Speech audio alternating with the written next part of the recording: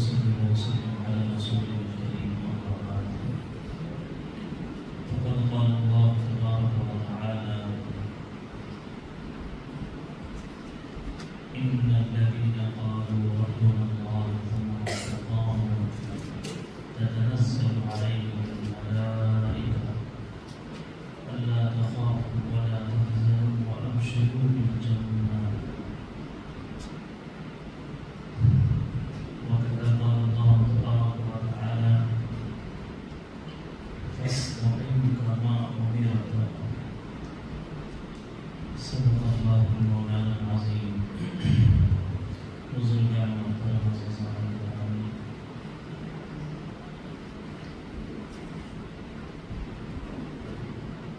اچھی صفات میں ایک بہت اہم صفت استقامت کا پیدا ہونا، ایمان پر استقامت،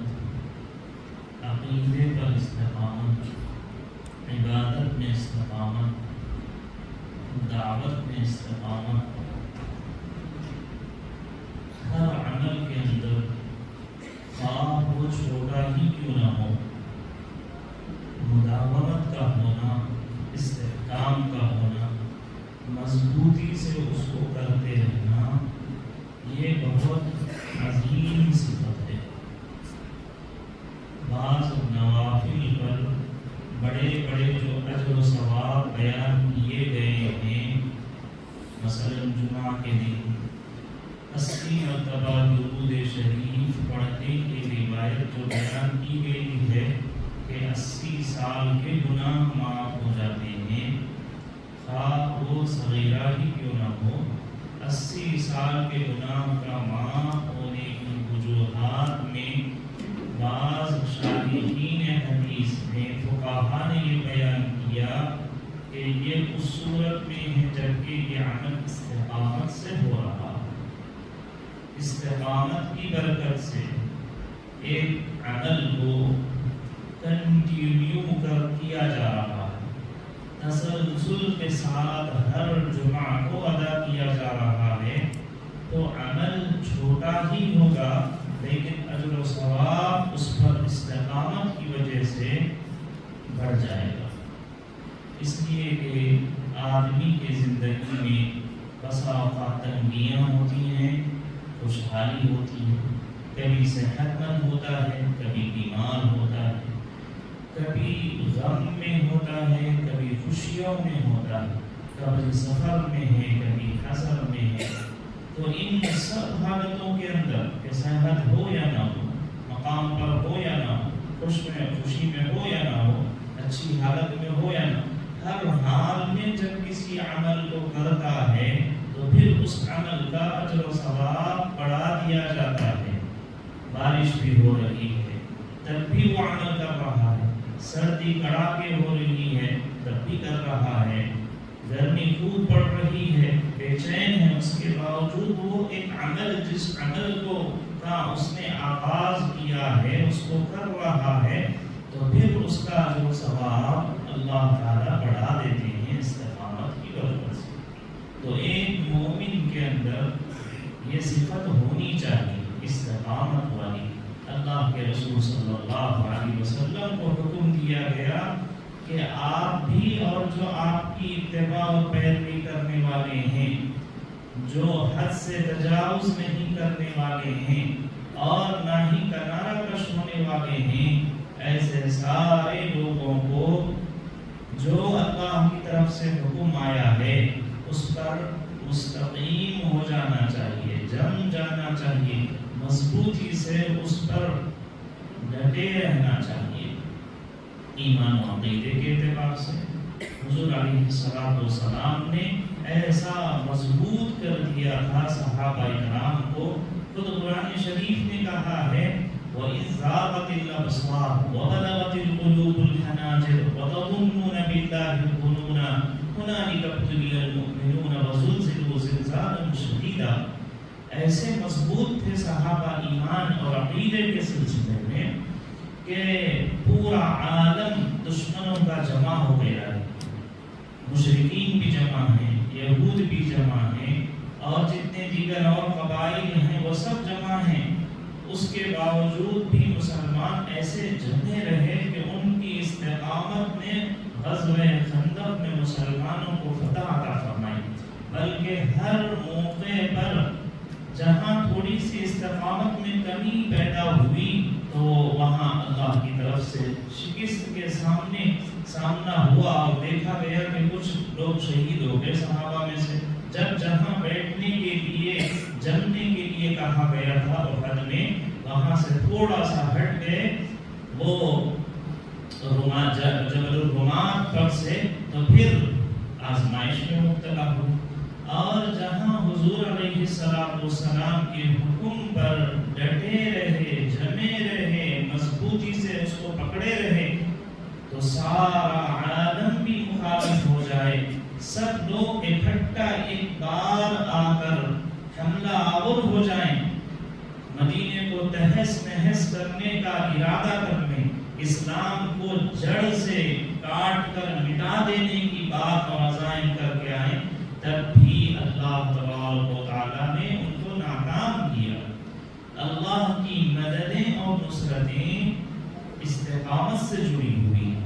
بلکہ مدد اور نصرتیں نہیں، لوگ اسلام مسلمانوں کی حفاظت بھی اور دیگر لوگوں کے اسلام میں آنے کا ذریعہ بھی ہماری استقامت بنتی ہے۔ ہم جہاں جا رہے ہیں ہم یہ کہہ رہے ہیں کہ نہیں، مسلمان بغیر داڑھی کے بھی رہ سکتا ہے، مسلمان بغیر اپنے سر پر ٹوپی کے بھی رہ سکتا ہے، مسلمان یہ بھی نماز کے بغیر بھی رہ سکتا ہے۔ تو جب ہم عمل کو چھوڑ دیتے ہیں یا عقیدے کو تبدیل کر لیتے ہیں اور اسلام میں اتنی توسع سمجھتے ہیں کہ جو چاہے کرے، تو پھر اس کا نقصان یہ ہوتا ہے کہ غیروں کے دلوں میں اس کی عظمت نہیں ہوتی، اور پھر وہ سمجھتے ہیں کہ ہاں مسلمان اس کے بغیر بھی رہ سکتا ہے، اس کے بغیر بھی رہ سکتا ہے۔ ایک قوم وہ ہے جو ہمارے ملک میں انہوں نے 5 چیزوں کو مضبوطی سے پکڑ کے رکھا ہے۔ انہوں نے کہا ہم بال نہیں کٹائیں گے، انہوں نے کہا کہ ہم سر پر پگڑی باندھ کر رہیں گے، ہم اپنے ساتھ ہتھیار اور خنجر ہمیشہ اپنے ساتھ رکھیں گے، اور اپنے ہاتھ میں کڑا باندھ کر رکھیں گے، ہم اپنے تہبند کے اندر رکھ کر پہن کر رہیں گے۔ یہ 5 چیزوں پر سکھ برادری نے یہ کہا یہ ہمارے لیے لازم ہے، تو سب نے تسلیم کر لیا۔ فوج میں ہیں تو مجبور ہے، فوج میں رہتے ہوئے بھی ان لوگوں کو یہ کہا گیا کہ آپ داڑھی رکھ سکتے ہیں،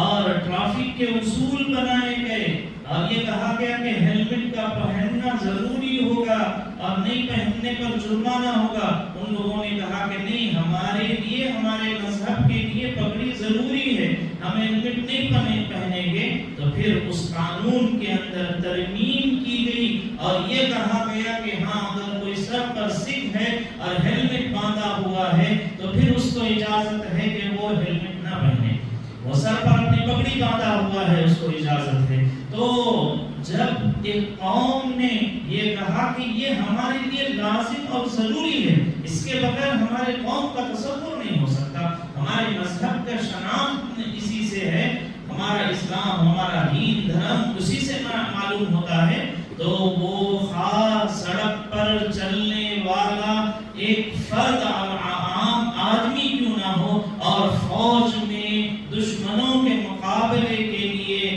بیٹھ کر آرمی میں شریک ہونے والا بڑا آفیسر ہی کیوں نہ ہو، سب کو چھوڑ دے دی۔ وجہ یہ ہے کہ انہوں نے اپنے عمل کو مضبوطی سے تھامے رکھا اور سب کو یہ قائل کیا۔ ہاں یقیناً سکھ برادری میں بہت سے بے راہ رو لوگ ہیں جو داڑھی کاٹ رہے ہیں، پگڑی نہیں پہنتے ہیں، بال بھی کاٹتے ہیں، لیکن وہ نہ کرنے والے بھی یہ سمجھتے ہیں کہ ہم غلط کر رہے ہیں، ہم داڑھی کٹا رہے ہیں، بال کٹا رہے ہیں، سر پہ پگڑی نہیں باندھ رہے ہیں، ہاتھ میں کڑا نہیں پہن رہے ہیں۔ تو وہ عمل نہ کرنے والے اپنے آپ کو یہ سمجھتے ہیں کہ ہم غلط کر رہے ہیں، لیکن ہمارے مذہب میں یہ چیز ضروری ہے۔ ہمارا مسئلہ یہ ہے کہ ہم خود نہیں کرتے، اور نہیں کرنے والے اپنے آپ کو زیادہ سمجھتے ہیں، صحیح سمجھتے ہیں، بمقابلے ان کے جو عمل کر رہے ہیں، ان کو ہی الٹا کہ یہ کیا ضروری ہے کیا؟ تو پھر جب مسلمان آپس میں اپنے کسی عمل یا کسی عبادت یا کسی عقیدے یا اپنی کسی شناخت کے سلسلے میں یہ طے نہ کریں کہ یہ ہمارے لیے بنیادی اور ضروری چیز ہے، جب نہیں طے کریں گے تو لوگ بھی نہیں مانیں گے۔ تو میرے بھائیو، اس زمانے کی مصیبتوں میں ایک مصیبت یہ ہے کہ مسلمان کسی عمل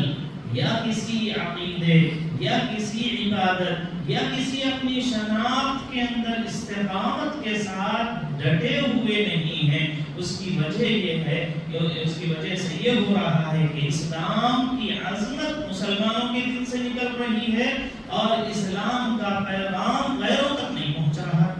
حضرت عمر بن خطاب رضی اللہ تعالی عنہ کے اسلام قبول کرنے کی وجہ صرف یہ تھی کہ ان کی بہن کو مارا اور پیٹا جا رہا تھا، اور وہ یہ کہہ رہی کہ ماں آپ چاہیں جتنا مار لیجیے میرے بھائی۔ حضرت عمر رضی اللہ تعالی پہنچے تھے۔ حضرت عمر رضی اللہ تعالی ابھی اسلام قبول نہیں کیے تھے۔ ان کو معلوم ہوا کہ میری بہن حضرت فاطمہ ان کا نام تھا، انہوں نے اسلام قبول کر لیا۔ ان کو بہت غصہ ہے، میں تو اسلام کے خلاف ہوں، مسلمان کے خلاف ہوں، میں حضور علیہ السلام کے خلاف ہوں، میرے ہی گھر میں میری بہن اور بہن کو اسلام لانے ہیں۔ ان کو غصہ آیا اور گھر گئے تو وہاں گھر کے اندر قرآن شریف کی تعلیم ہو رہی تھی، قرآن کا حلقہ لگا ہوا تھا۔ حضرت خباب بن عرط رضی اللہ تعالی عنہ کو قرآن سکھا رہے تھے۔ حضرت عمر رضی اللہ تعالی پہنچے، کان میں آواز پڑ گئی، اندر گئے تو سیدھا، چونکہ اب پوچھنے کی بھی کوئی چیز ہی باقی نہیں رہی تھی، جبکہ کانوں میں قرآن کی آواز سن چکے تھے وہ، تو دروازہ کھولتے ہی مارنا شروع کیا۔ بہن بھائی کو مارا، بہن کو مارا، اتنا مارا کہ وہ لہو لہان ہو گئے۔ تو ان کی بہن نے کہا کہ مار مار کر ہماری جان اپنے جسم سے نکال سکتے ہو، لیکن ہم اسلام سے ہٹنے والے نہیں ہیں۔ جو کلمہ ہم نے پڑھا ہے، جو غلامی کا اقرار ہم نے محمد رسول اللہ صلی اللہ علیہ وسلم کے ساتھ کیا ہے، اس سے ہٹنے والے نہیں ہیں۔ تو ایک تو مار مار کر ان کا غصہ ختم ہو گیا تھا، اور مارنے کے بعد آدمی کے جذبات اعتدال میں آ جاتے ہیں۔ جب معتدل ہو گئے، اعتدال میں آ گئے، اور بہن کے اور بہن بھائی کو ڈٹا ہوا اور اپنے عمل پر جمع ہوا اور اپنے عقیدے اور اسلام کو مضبوطی سے پکڑا ہوا پایا، تو ان کے دل کے اندر ہوا یہ شوق کہ آخر اسلام ہے کیا؟ تو انہوں نے کہا بتاؤ قرآن کیا ہے، کیا پڑھ رہے تھے تم لوگ؟ تو حضرت فاطمہ ان کی بہن نے کہا کہ نہا دھو کر آئیں، غسل کیا اور قرآن شریف سورہ طٰہٰ کی ابتدائی آیتیں پڑھ کر سنائیں۔ تو وہی مجلس ہے، اسی مجلس میں قرآن شریف کا سننا حضرت عمر رضی اللہ تعالیٰ کو جو گھر سے نکلے تھے کہ حضور علیہ السلام کو نعوذ باللہ شہید کرنے کے نیت سے اپنے دوست احباب کو اور مشرکین کے سرداروں کو بتا کے آئے تھے کہ آج کام ختم کر کے آنے کے لیے جا رہا ہوں، نعوذ باللہ محمد رسول اللہ کو شہید کرنے کے لیے جا رہا ہوں، یہ ارادہ ظاہر کر کے نکلنے والے عمر فاروق ایک اپنی بہن کے عقیدے اور ایمان اور اسلام پر مضبوطی سے جم کر رہنے پر ان کا دل بدلا اور پلٹا اور اسلام میں داخل ہو۔ تو لوگوں کے اسلام میں آنے کا بھی ذریعہ اسی وقت ہوتا ہے جب ہم کسی عمل کو مضبوطی سے پکڑے رہیں کہ بھئی نہیں، ہم سے یہ نہیں ہو سکتا، یہ عمل ہمارا ضروری ہے، ہم 5 وقت نماز کا پڑھنا ہمارے لیے کمپلسری ہے، ضروری ہے، آنا ہی ہے۔ لوگ آج بھی بہت سارے ہیں کہ جمعہ کی نماز کو بھی نیب لے لیتے ہیں۔ تو جو بندہ 5 وقت کی نماز کے وقت میں کسی کے یہاں وہ ملازم ہے، چھٹی لے رہا ہے ایک مسلمان، اور دوسرا وہ ہے جو جمعہ کے بارے میں بھی کہہ رہا ہے کہ اتنا کوئی ضروری نہیں ہے، تو پھر لوگوں کے دلوں کے اندر نہ تو اس کے اندر عظمت پیدا ہوگی، نہ دوسروں کے لیے وہ دعوت کا ذریعہ بنے گی۔ میرے بھائیوں، اپنے اعمال اور اپنے عقیدے اور اپنے تہذیب اور اپنے دین اور اپنی سنتوں کے اوپر استقامت کی ضرورت ہے۔ کیسے وہ صحابی حضرت عبداللہ بن حذافہ صحابی رضی اللہ تعالیٰ عنہ عیسائی کے دربار میں پہنچ گئے۔ جنگ قادسیہ کے موقع پر کئی دن سے جنگ چل رہی تھی، اور مسلمانوں کو باوجود قلت میں ہونے کے، تعداد میں کم ہونے کے، ان لوگ ہٹ نہیں رہے تھے میدان سے. تو عیسائی بادشاہ کے دل میں یہ خیال پیدا ہوا کہ آخر ان لوگوں میں ہے کیا چیز، کیوں اتنا یہ ڈٹے رہتے ہیں، جمے رہتے ہیں. ایک کلمہ پڑھ لیے لا الہ الا اللہ محمد رسول اللہ تو جان کو جان نہیں سمجھتے، اور اللہ کے راستے میں ہر طرح کی مصیبت کو، تکلیف کو، بھوک کو، فاقوں کو، ہر چیز برداشت کر لیتے ہیں. آخر ہے کیا ان لوگوں کے اندر؟ یہ جستجو اور جذبہ پیدا ہوا عیسائی بادشاہ کو. تو اس نے کہا کہ مسلمان قیدیوں میں سے کوئی قیدی ہے سمجھدار تو ذرا اس کو لے کر آؤ، کہ میں جان تو صحیح ان لوگوں کی پختگی ایمان اور عقیدے پر کیا ہوتی ہے. تو حضرت عبداللہ بن حذافہ رضی اللہ تعالیٰ عنہ کو خیر سے لایا گیا. دربار میں پہنچے بادشاہ کے پاس لوگ، تو بادشاہ نے پہلے تو بہت دعوت دی اور یہ کہا آپ اتنے سمجھدار ہیں، اتنے طاقتور ہیں، اور اتنے کارنامے آپ نے کیے ہیں اسلام کے لیے، اگر آپ کو میں حکومت دے دوں تو آپ اتنے اہل ہیں کہ آپ خود سلطنت اور بادشاہت چلا سکتے ہیں. یہ حضرت عمر رضی اللہ تعالیٰ کے پیچھے کیوں پڑے ہوئے ہو، اسلام کے پیچھے کیوں پڑے ہوئے، میرے ساتھ آ جاؤ، عیسائیت قبول کر لو تو میں تم کو اپنی بادشاہت میں سے آدھی بادشاہت دے دوں گا. اتنی بڑی پیشکش کی. حضرت عبداللہ بن حذافہ رضی اللہ عنہ نے کہا کہ تم یہ کہہ رہے ہیں کہ اپنی سلطنت کا آدھا حصہ دو گے، میں یہ کہہ رہا ہوں کہ پوری دنیا کی بادشاہت بھی اگر میرے قدموں میں ڈال دو تب بھی میں محمد رسول اللہ کی غلامی سے منہ پھیر نہیں سکتا، اسلام چھوڑ نہیں سکتا، عیسائیت قبول نہیں کر سکتا. تو اس کو بہت غصہ آیا. تو اس نے یہ کہا کہ ان کو کسی اونچی جگہ باندھ کر ان کے اوپر آزو بازو تیر چلاؤ، ان کے دل میں خوف پیدا کرو، جیسا آج ہو رہا ہے کہ آج ان کے بڑے علماء کو گرفتار کرو، ان کی مساجد کے اوپر غیر غلط طریقے کے اوپر مقدمے ڈالو تاکہ ان کے اندر خوف پیدا ہو جائے، ان کے بولنے والے علماء کی جرأت ختم ہو جائے، اور وہ ظلم کے خلاف جو بول رہے ہیں وہ بولنا بند کر دیں. اس وجہ سے ملک کے نامور علماء کو بلا وجہ کوئی بڑی بات نہیں کہی گئی ان کے اسپیچ میں. ان کے مقابلے میں دیگر برادران وطن نے ایسی بکواس اور ایسی جمہوریت کے خلاف والی باتیں کی ہیں، لیکن کوئی کیس نہیں ہوتا. اور اگر وہی مفتی سلمان ازہری ہیں اور ایک بات انہوں نے کہی، کوئی بڑی بات نہیں کہی تھی، انہوں نے کہا آج کتوں کے ہاتھوں کے اندر حکومتیں ہیں اور یہ بدلتے رہیں گی. آپ یعنی ابھی اسلام ایک شعر پڑھا تھا انہوں نے، نہ گھبراؤ مسلمانوں، ابھی خدا کی شان باقی ہے، اسلام زندہ ہے، قرآن باقی ہے. اور آج مسلمانوں کو ستایا جا رہا ہے اور آج کے کتوں کے ہاتھوں میں حکومت ہے. اتنی بات کہی، نہ کسی کا نام لیا، نہ کسی مذہب کا نام لیا، نہ کسی اسٹیٹ کا نام لیا، نہ کسی پارٹی کا نام لیا گیا، لیکن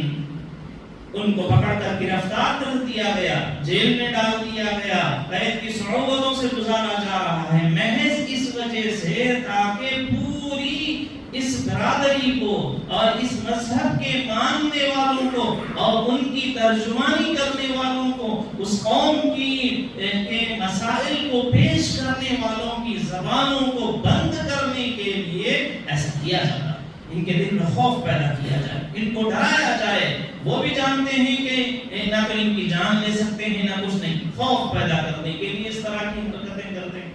تو حضرت عبداللہ بن حذافہ رضی اللہ تعالی عنہ کے بارے میں اس عیسائی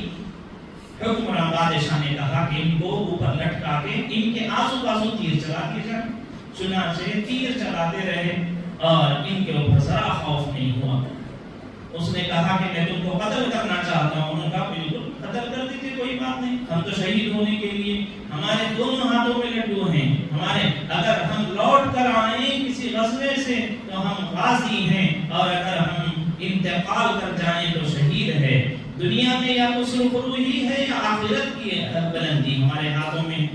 پھر اس نے یہ کہا کہ نہیں، یہ ان کو قید خانے میں ڈال دیا جائے، کھانا بند کر دیا جائے، کھانا پانی بند کر دیا، کئی دن تک کھانا پانی بند کر دیا گیا۔ ایک ہفتے کے بعد شراب اور خنزیر کا گوشت پیش کیا گیا کہ اب یہ کھانا ہے تو خنزیر کا گوشت کھاؤ، پینا ہے تو یہ شراب ہے، حرام چیز ہے، پی لو۔ لیکن ان کے عمل کی استقامت، جو آج کے خطبے کا اصل مضمون ہے، ہم یہ سمجھنے کی ضرورت ہے کہ عمل میں، عقیدے میں کوئی ایک تو عمل ہو جو استقامت کے ساتھ ہم کر رہے ہیں۔ عمل استقامت سے ہو، صرف ایک وضو کے بعد کی نفل پڑھنے کا معمول ایک صحابی کا تھا کہ جب بھی وضو کرتے ہیں تحیۃ الوضو نماز پڑھتے ہیں۔